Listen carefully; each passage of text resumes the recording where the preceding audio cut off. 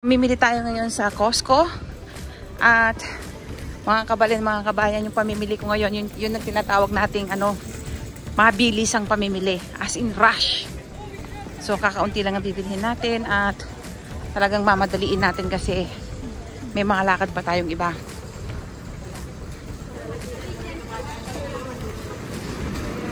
Apat na piraso nito, 1,200 pesos sa pera natin.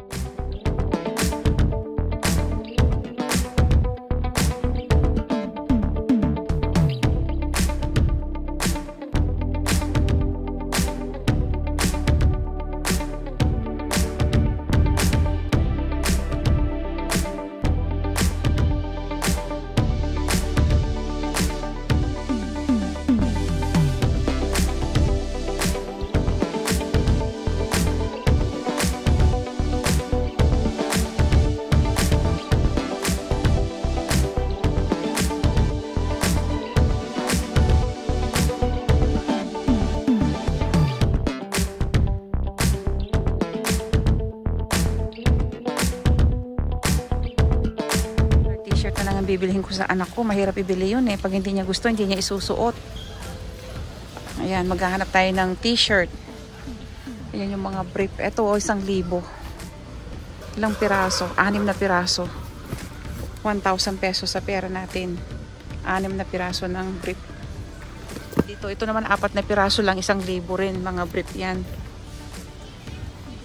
T-shirt XL, ano siya, 4 na piraso, $22, 880 pesos. So 880 pesos sa pera natin yung t-shirt nila. Kulay puti tsaka kulay black. Kahit na anong kulay, 4 na piraso, kahit na anong size, 880 pesos. Bibili ko na ng dalawa yung binata ko. Ayan. Mabait naman kasi yung anak ko yun Walang sakit ng ulo. Mas ano pa siya, mas tahimik sa bahay yun kaysa sa mga anak kong babae. Ayan. So ibibili ko na siya ng dalawa para sa lakad namin may isusuot siya. Palaging gusto nung mga plain lang, ganyan, maselan. Hindi ko nang makalimutan yung phone. Mabuti na lang walang music sa area na to. Doon po sa entrada napakalakas ng music. Hindi tayo makapag-vlog pag ganun. So mabuti na lang dito at walang gaano music. So munti ko nang nakalimutan. Kailangan pala namin ng telepono. Sira na yung phone namin. Uy, 1,200. Ang ganda.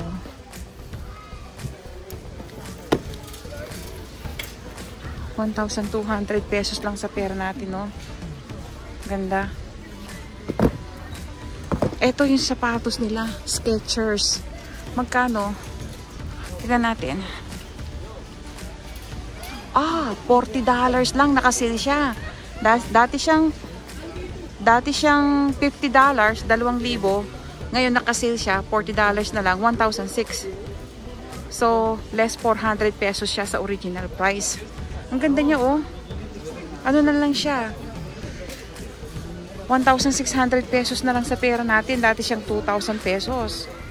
Ang ganda, Tignan nga natin. Kaya lang, marami na ako sapatos. Yan, ganda, no? Ibang kulay din siya, Ano size ba to? Size 8, Dating 2,000, Ayan. Ito siguro kasya sa akin. Kaya lang marami na tayong sapatos, Ayan, Ganda niya, no? Wala akong makitang phone. Wala na yatang phone. Home phone? No, we're sold out right now.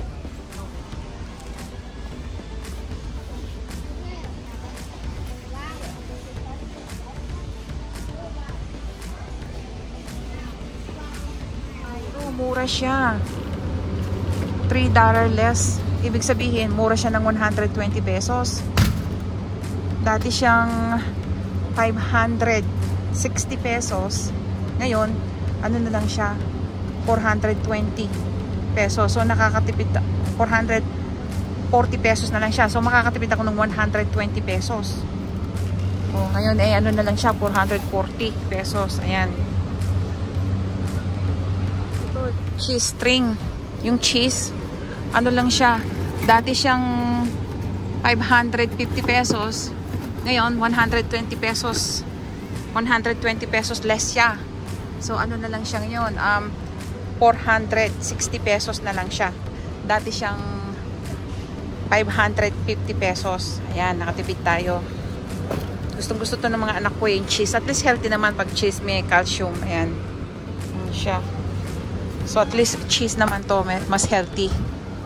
Uy, 400 pesos lang siya. Ayan o. Mura na siya. Ang laki niya. Oh, ayan, ang dami niyang laman. Ayan o. Ayan, 2, 4, 5. Ang laki o. Ano lang siya? 400 pesos lang, $10. Masubukan nga.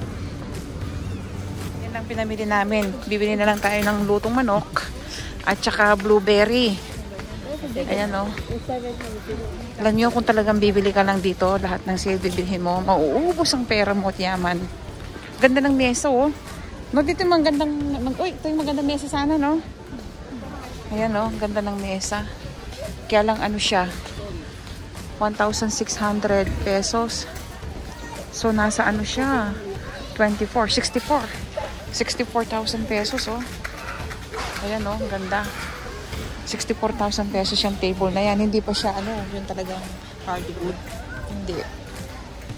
64,000 pesos. Plus tax pa yun, ha? 13%. So, i-add nyo. Ang laki, no? Ito. Pork ribs. 480 pesos lang siya. Ayan, 480 pesos.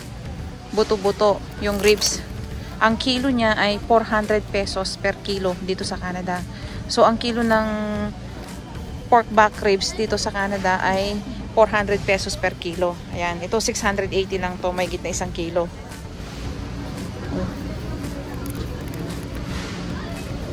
Ayun, may taste test. Ayan, ang daming taste test, oh.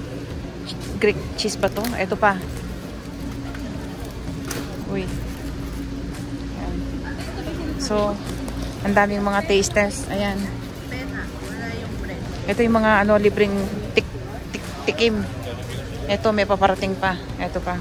Habang hinahanap ko si Mister, hindi ko makakita. Hindi sumasagot sa phone. Kainin muna natin tong taste test. Libre lang to.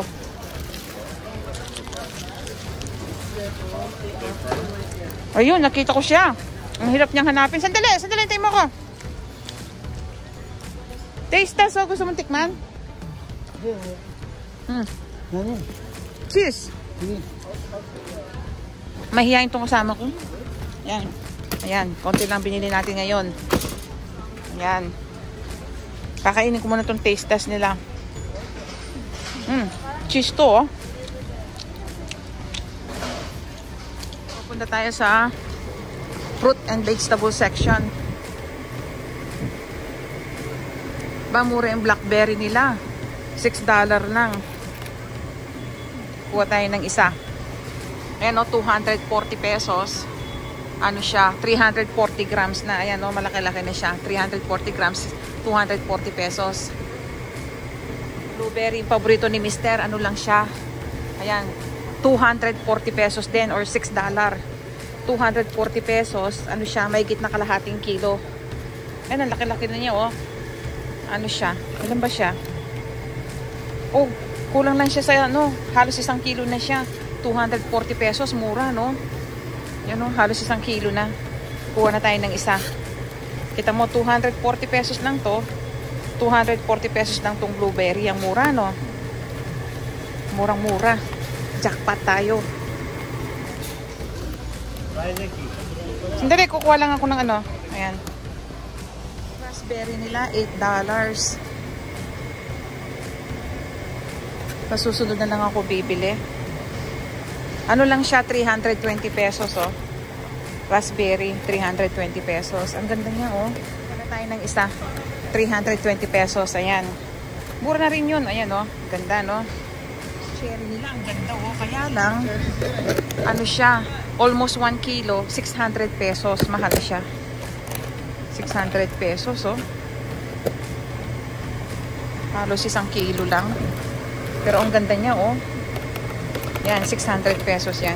Chicken nila, $8. 320 pesos lang, oh. 320 pesos yung ano nila, oh. Roasted chicken. Mura, no? 320 pesos lang to, mga kabayan, no? Bagong luto, oh. Mainit-init pa, oh. Gusto ko yung well done. Parang ito. Ang hirap. Ang hirap pumili. Ito, well done siya. 320 pesos mga kabayan. Ang sarap oh. Laki no? Ito yung isa nila. May kanin ito. Ay, walang kanin. Puro sa chicken. Ayan. Luto na siya. Ano siya? 820 pesos oh. Madami-dami na rin oh. Ayan oh. Manok yan. May flavor. Hindi ko alam kung anong flavor. Pero yung sabi ng mga anak ko, maanghang daw eh. 820 pesos lang siya. Ayan.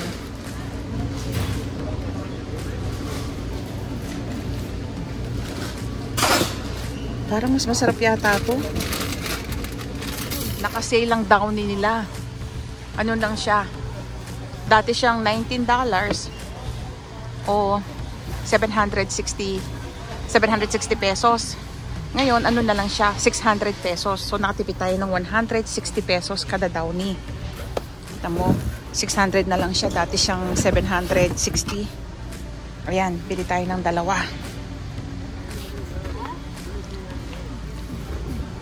Kuha na rin tayo ng kahon. Lalagyan ng grocery. Ayan.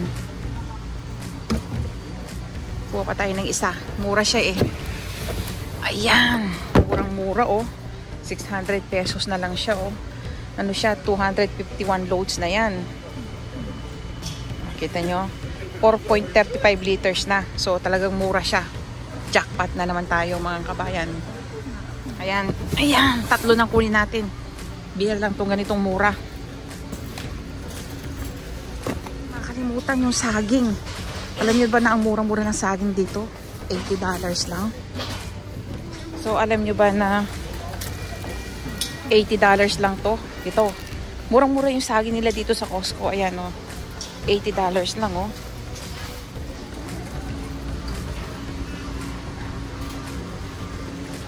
Ayan. So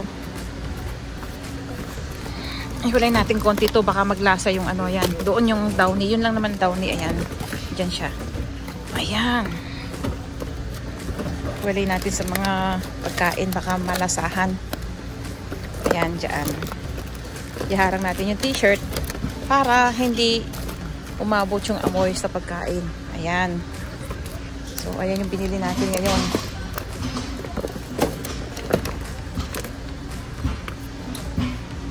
Ayan. Yan lang ang binili natin ngayon mga kabayan. Pero kita nyo yung ganyan yan. Hindi bababa sa 200 yan. Hindi bababa sa $200 yung binili ko yan ha. Hula ko yun ha. Babayad na tayo. Mahaba-haba yung pila. Yun o. Kita nyo yun. Pila na yan. Kumbaga eh, ang pila eh, may 20 tao bago ka makarating sa kahera. Oh, ang habang pila nito. Ayun, may nauna pa sa akin. Ayan. Hala, ang haba ng pila. Ayan, oh, kita niyo yan, pila yan, oh. Ayun, hanggang doon ang pila. Ang haba, no? Unang 2 kahon, lalagyan ko ng grocery. Libre kasi yung mga kahon dito, yung mga empty box. Pag tinatamad kang magluto, ayan, bumibili ka na lang ng luto. Pag medyo mura, pag mahal, hindi ka na rin mabibili ng luto, ayan.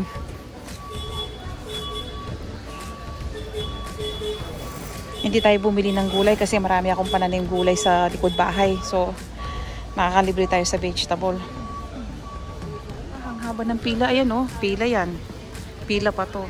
Tapos hanggang dumpa, ganun kalayo. Ayun oh. Nakapila la halos. Ayun oh, ayan kabilaan ng mga pila. Haba. Pero in fairness, mabilis naman kahit na mahaba yung pila. Ang takaw ng lola nyo sa libre. May nakita na naman akong giveaway sample. Kanin lang pala.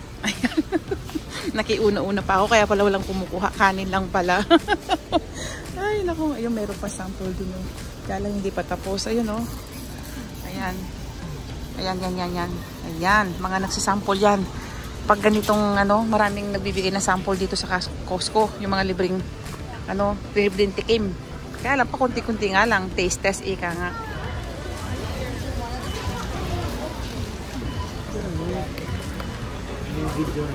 Daming namimili oh.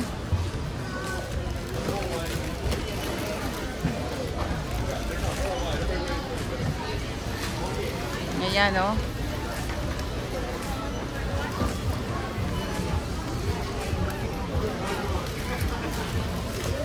Yung ang daming mga bumibili, no?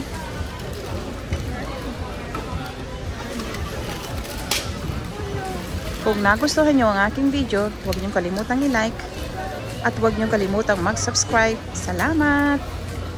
Bagal yung assistant ko ngayon. Kung di ko pa sasabihang maglagay, hindi maglalagay. Ayan. Mabagal ang aking assistant. Ayan. Konti lang yung binili natin. Ayan lang, oh. Pero kita nyo ganyan yan. May git na 200 yan. Siguro mga nasa 300. May git. Baka nga may git na 300 pa yan, eh. Ayan. Bigyan mo na sa kanila yan. Ayan. Iwan mo na sa kanila. Sila na maglalagay. Nalagay mo dito. Hindi, lagay mo dyan. Sila maglalagay. Ayan. O, ayan. Sila nang bahala dyan.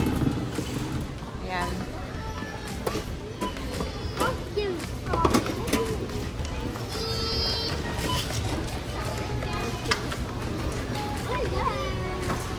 Ayan. May checkpoint pa tayo dito. I-check yung resibo. Chine-check nila yung resibo dito. Pagkatapos, titignan nila yung binili mo. Chine-check nila yan. Oh, it's right up there. It is. I thought you had Thank you. too much. Ayan. Tapos na tayong mamili. So, ang binili natin ngayon ay 261 Canadian dollars. 261 Canadian dollars.